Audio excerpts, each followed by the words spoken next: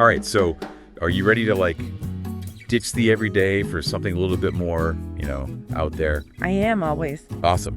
Well, then buckle up because today we are diving deep into Malta. Oh, cool. Yeah, it's this tiny little island nation right in the heart of the Mediterranean. Okay. And it's jam-packed with surprises and, just really cool stuff. Awesome. Yeah, so for this deep dive, we're using curious facts of the island of Malta to kind of guide us along. So get ready, because we're about to go on a whirlwind tour. Perfect. I've always been fascinated by Malta.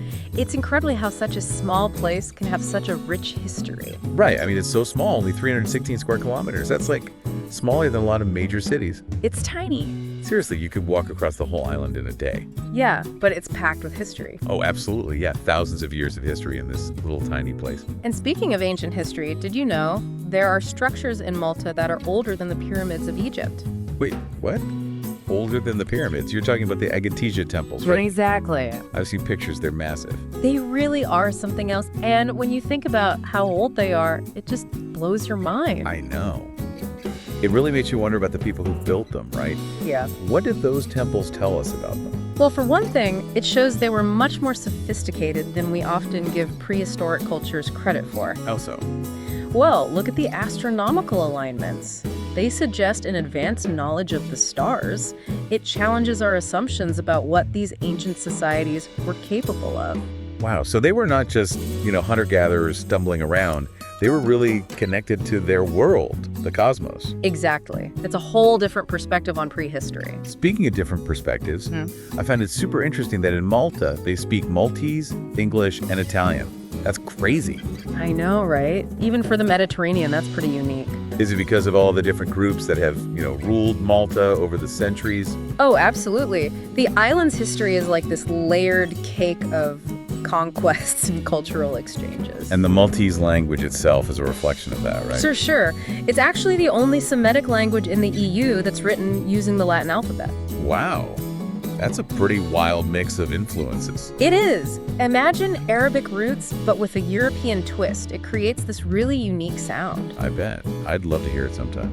But, okay, hold on. We have to talk about Malta's Hollywood connection because I honestly had no idea it was such a popular filming location. Oh, yeah. It's been featured in so many movies and TV shows. I know Gladiator was filmed there, right? Yep.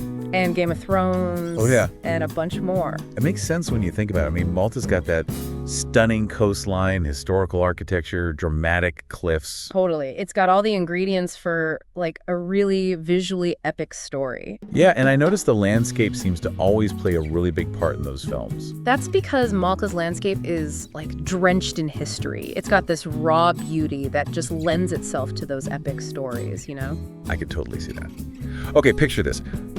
Malta as a fortress, completely impenetrable. Its shores are just bristling with fortifications. Its location in the Mediterranean made it like a prime target, right? Oh, 100%. It was coveted by empires throughout history. And all those conquests have left their mark. They really have. The Knights of St. John, they ruled Malta for centuries, and they basically transformed the island into this super stronghold, the ultimate fortress. And the highlight of that was the building of Valletta. Yeah. That city was designed to withstand any siege. It was that strong. Wow, that's impressive. And you said within those fortified walls, there are over 360 churches. That's right, over 360. That's so many for such a tiny island. It is, but it speaks to how deeply rooted Catholicism is in Malta. Those churches, they aren't just buildings. They're at the very heart of the Maltese people's lives. And their festivals, the festas, are like a vibrant expression of that faith, right? Exactly. But they're more than just religious observations. They're huge cultural celebrations, too. So it's a party. It is.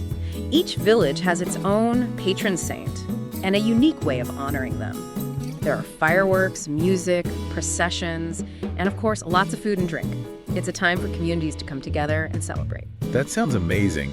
It's fascinating to me how Malta is this tiny place, but it's so densely packed with historical and cultural sites. It makes you wonder, is there a relationship between physical space and how vibrant a culture is? That's a really interesting question. Maybe in a place like Malta where space is limited, culture just becomes more concentrated. That makes a lot of sense. Okay, random fact that I found. In Malta, they drive on the left side of the road. That's right. Which is, not what you'd expect in mainland Europe.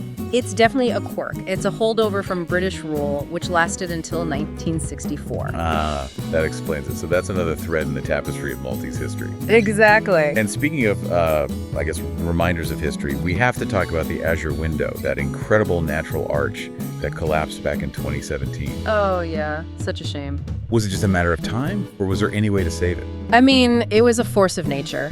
Waves, wind, constantly battering it. Eventually, it took its toll. I see. But even though it's gone, the site is still popular, especially for diving. So people go to see its underwater remains. Exactly. It's like a whole new way to experience it. That's pretty cool. So we've learned a lot about Malta today, haven't we?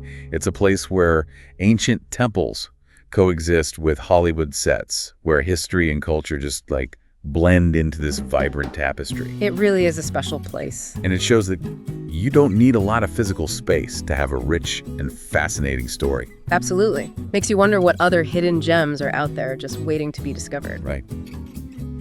Okay, so as we wrap up this deep dive, here's something to think about. Imagine yourself on the shores of Malta, feeling that warm Mediterranean breeze. You can almost hear the echoes of centuries whispering in the wind. What adventures would you seek out on this island? Ooh, that's a great question to ponder. I know, right? Thanks for joining me on this deep dive. My pleasure. Malta is truly a captivating place. Until next time.